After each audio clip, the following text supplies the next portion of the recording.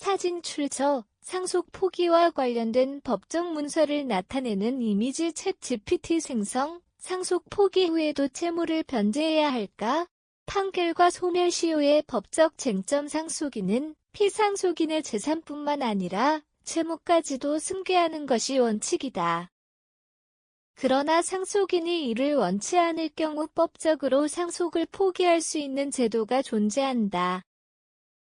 민법 제1041조에 따르면 상속 포기는 상속 개시 후 3개월 내에 가정법원에 신청해야 하며 이를 통해 상속인은 처음부터 상속인이 아니었던 것과 같은 법적 효과를 갖게 된다. 하지만 상속을 포기했다 해도 특정한 상황에서는 채권자가 법적 조치를 시도할 가능성이 있어 주의가 필요하다.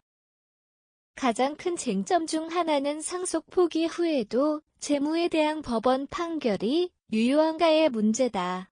원칙적으로 상속 포기가 인정되면 채권자는 해당 상속인에게 채무 변제를 요구할 수 없다.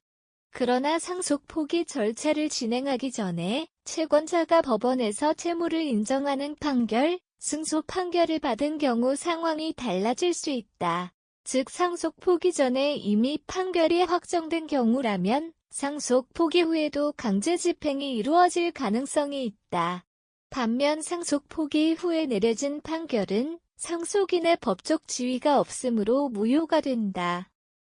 따라서 채권자가 판결을 통해 상속인에게 책임을 묻는 것은 원칙적으로 불가능하지만 상속 포기 이전에 발생한 법적 책임이 남아있다면 개별적인 검토가 필요하다. 또한 상속 채무의 소멸시효는 중요한 고려사항이며 채무의 종류에 따라 그 기간이 달라진다. 일반적으로 민법 제162조에 따라 일반 채무의 소멸시효는 10년이며 상법 제64조에 따라 사업 관련 채무, 상사채무는 5년의 소멸시효가 적용된다. 한편 은행 대출의 경우 계약 조건에 따라 다를 수 있지만 일반적으로 5년에서 10년 사이의 소멸시효가 적용된다. 소멸시효는 보통 피상속인의 사망일을 기준으로 시작되지만 만약 채권자가 법원 판결을 통해 강제 집행을 시도하는 경우 판결 확정일로부터 10년 동안 시효가 연장될 수 있다.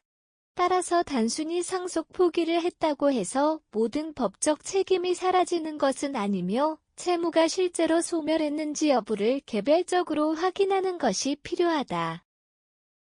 이와 함께 상속 포기 후에도 법적 문제를 피하기 위해 몇 가지 주의해야 할 사항이 있다.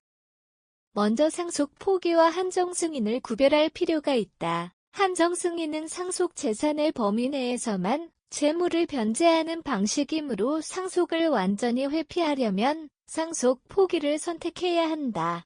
또한 상속 포기 이후에도 채권자가 소송을 제기할 가능성이 있기 때문에 법원 판결이 나오기 전에 신속하게 상속 포기를 신고하는 것이 중요하다. 한편 피상속인이 사망 전에 재산을 증여했거나 상속 포기를 통해 특정한 재산을 보호하려 한 경우 채권자가 사유행위 취소 소송을 제기할 가능성도 있다. 즉 상속 포기가 채권자로부터의 변제를 피하기 위한 수단으로 사용되었다고 판단될 경우 법적으로 다툼이 발생할 수 있으므로 신중한 대응이 필요하다. 상속 포기를 하면 법적으로 상속 채무를 부담하지 않게 되지만 상속 포기 전에 확정된 채무 판결이 있을 경우 강제 집행 가능성이 있으며 채권자가 추가적인 법적 대응을 시도할 수도 있다. 또한 소멸시효는 채권의 종류에 따라 다르게 적용되므로 채무가 실제로 소멸했는지를 꼼꼼하게 검토하는 것이 필수적이다.